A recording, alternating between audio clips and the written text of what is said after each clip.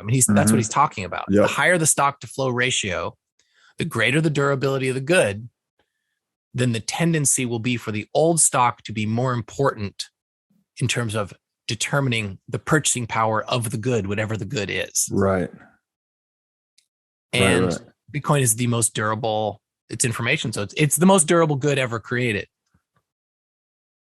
So assuming infinite durability and an infinite stock to flow ratio, it means that the possessors have the ultimate ability to filter and intervene and dictate the pricing of the good.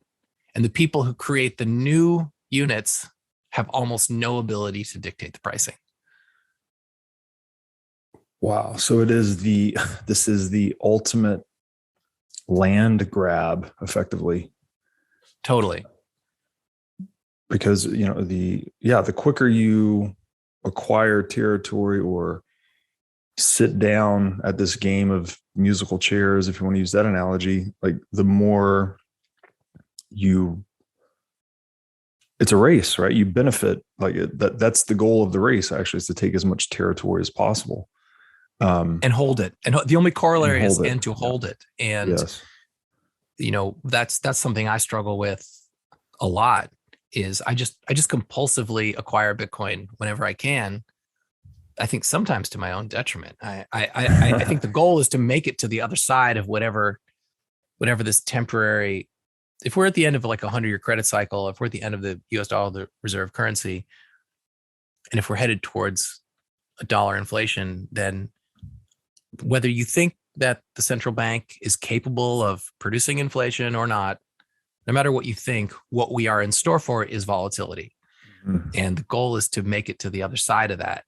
And I don't know that I'm like good at strategically thinking about that, but I do think that that whether I make it or not, the goal is to have as much Bitcoin as possible, because whoever holds it and it's spread out.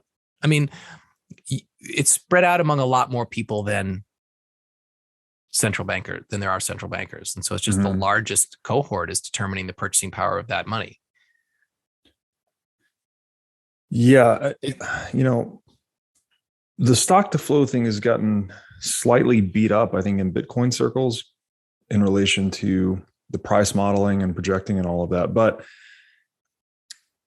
the quotes you're laying out here, they revisit really the essential nature of stocks and flows. And I encourage anyone that hasn't read about systems theory or systems thinking. I think there's actually a book called Thinking in Systems that describes how all complex systems are effectively stocks and flows, right? We're mapping this, if reality is just all of these different patterns interacting with one another, the best way to detangle the complexity is to evaluate them through this lens of stocks and flows, like what is static and what is dynamic, and what are the feedback loops.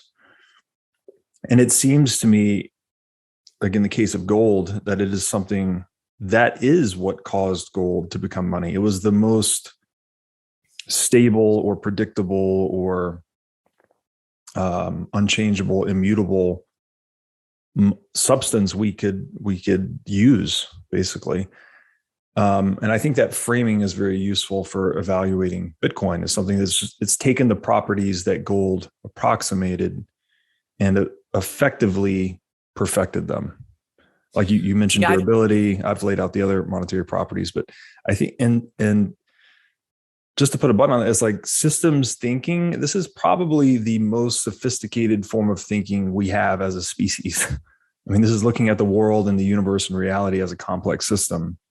And recognizing that everything influences everything else. So whatever is least influenced becomes like the safe strategy or the Schelling point, if you will. Mm-hmm.